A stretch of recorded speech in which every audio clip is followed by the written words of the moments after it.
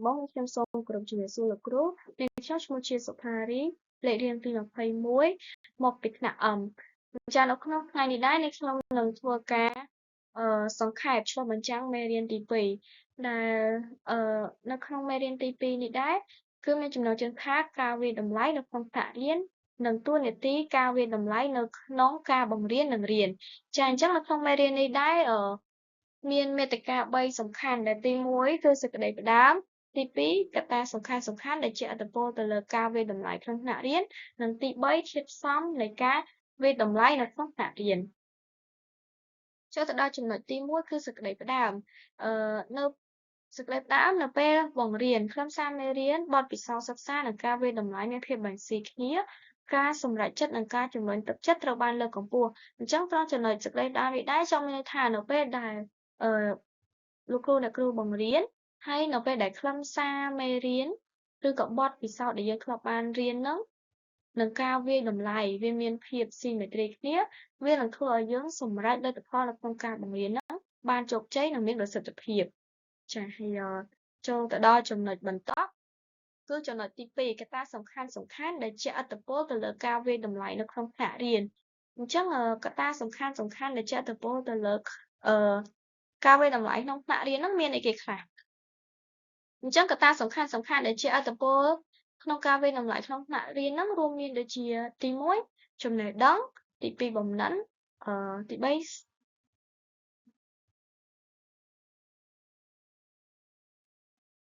ចាអធិស្ឋានកត្តាដែលជះឥទ្ធិពលនៅក្នុងការវាយតម្លៃក្នុងថ្នាក់រៀនហ្នឹងរួមមានចំណេះដឹងបំណិននិងឥរិយាបថសតវត្សទី21អញ្ចឹងចំណេះដឹងហ្នឹងវាជះឥទ្ធិពលបែបណានៅក្នុងការវាយតម្លៃក្នុងថ្នាក់រៀនចំណេះដឹងគឺវាជះឥទ្ធិពលព្រោះថា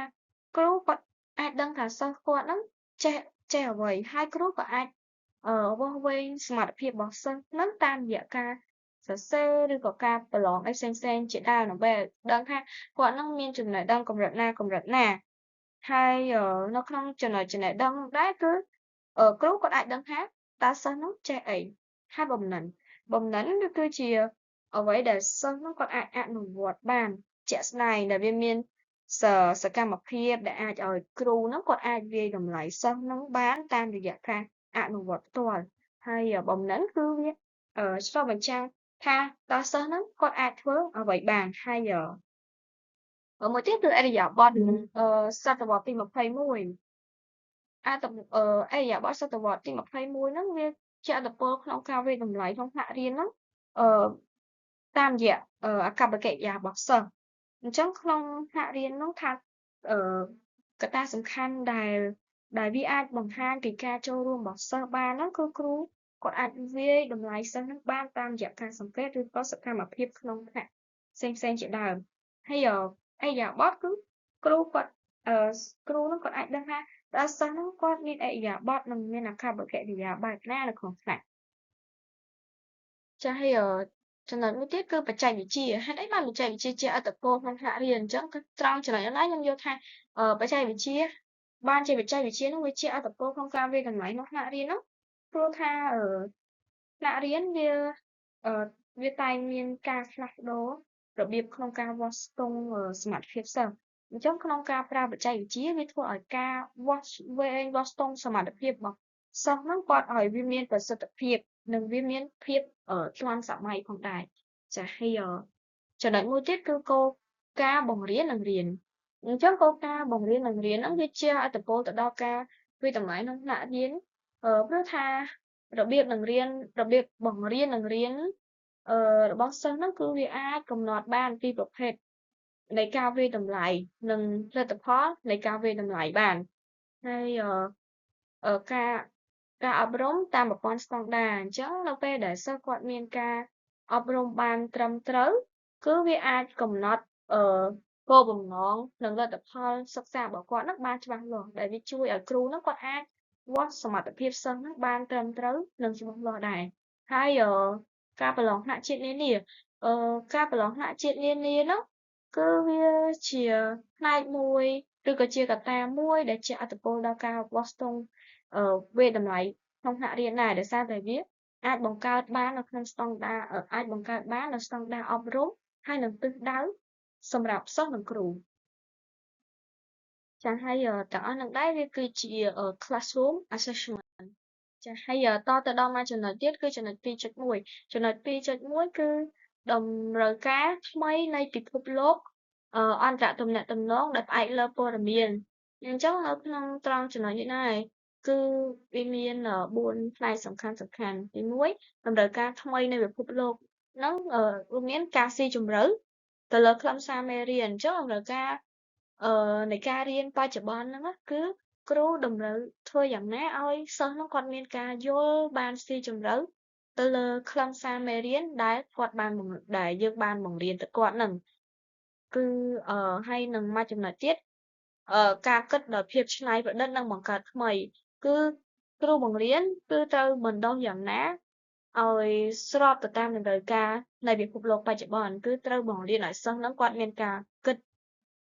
បានការគិតដែលមានភាពច្នៃប្រឌិតហើយនឹងអាចឲ្យគាត់បង្កើតថ្មីបានចា៎ហើយចំណុចមួយទៀតហ្នឹងគឺបំណិនពុទ្ធិហ្នឹងគឺមានថាគាត់មានចំណេះដឹងមានសមត្ថភាពអាចដោះស្រាយបញ្ហានិងគាត់មានការសម្រេចចិត្តហ្នឹងបានត្រឹមត្រូវប្រកបទៅដោយវិចារណញ្ញាណនិងមានមួយទៀតគឺមានបំណិនទំនាក់ទំនងប្រកបដោយប្រសិទ្ធភាពអញ្ចឹងបំណិនទំនាក់ទំនងហ្នឹងបែបណាបំណិនទំនាក់ទំនងដែលប្រកបដោយសុវត្ថិភាពនឹងចាអធិស្ឋានបំណិនទំនាក់ទំនងប្រកបដោយប្រសិទ្ធភាពគឺជាការបណ្ដុះឲ្យសិស្សហ្នឹងគាត់មានសមត្ថភាពក្នុងការនិយាយក្នុងការស្ដាប់និងបង្ហាញមតិយោបល់របស់គាត់ហ្នឹងជាសាធារណៈបានចាចំណុចបន្ត2.1ដដែលបន្តគឺតម្រូវការនៃពិភពលោកអន្តរទំនាក់ទំនងផ្អែកលើព័ត៌មានហ្នឹងក៏វាមាន3ចំណុចបន្ថែមទៀតគឺចំណេះដឹងសង្គមប្រកបដោយប្រសិទ្ធភាពអញ្ចឹងចំណេះដឹងសង្គមប្រកបដោយប្រសិទ្ធភាពបែបណាគឺចំណេះដឹងសង្គមហ្នឹងគឺជាសមត្ថភាពនិងឥរិយាបថដែលអាចឲ្យមនុស្សហ្នឹងគាត់ប្រើប្រាស់នៅក្នុងការរស់នៅនិងធ្វើការជាមួយអ្នកដទៃនៅក្នុងសង្គមហ្នឹងបានហើយជួយឲ្យការទំនាក់ទំនងនៅជុំវិញខ្លួនយើងហ្នឹងមានភាពសមស្របទៅតាមនៅក្នុងជីវិតរស់នៅប្រចាំថ្ងៃហើយមួយចំណុចទៀតគឺការយល់ដឹងចាចំណុចនេះដែរគឺការយល់ដឹងនិងទស្សនៈសកលអញ្ចឹងក្នុងការយល់ដឹងនិងទស្សនៈសកលហ្នឹងគឺចង់បានន័យថាវាជាតម្រូវការថ្មីនៃពិភពលោកគឺចង់ឲ្យក្មេងជំនាន់ក្រោយហ្នឹងគឺគាត់មានការ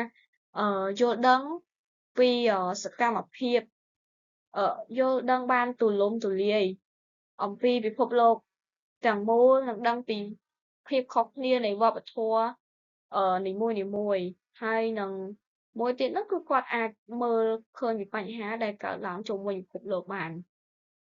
អញ្ចឹងអានេះជាតម្រូវការចាំបាច់មួយដែលពិភពលោកយើងក្នុងការសិក្សាបច្ចុប្បន្នហ្នឹងគឺត្រូវការហើយមួយទៀតហ្នឹងគឺឥរិយាបថឬអត្តចរិត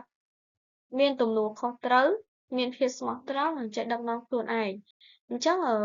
គាត់មានឥរិយាបថអត្តចរិតមានទំនួលខុសត្រូវបែបណាគឺធ្វើយ៉ាងណាបណ្ដុះឲ្យសិស្សហ្នឹងគាត់មានភាពទទួលខុសត្រូវមានភាពស្មោះត្រង់ចេះដឹកនាំខ្លួនឯងហើយមានភាពតស៊ូព្យាយាមមិនបោះបង់ចាហើយចំណុច2.2គឺគោលការណ៍នៃការសិក្សាសង្គមនិងពុទ្ធិនិងការលើកទឹកចិត្តអញ្ចឹងការសិក្សាសង្គមនិងពុទ្ធិនឹងបែបណាការសិក្សាសង្គមនិងពុទ្ធិនឹងមានន័យថា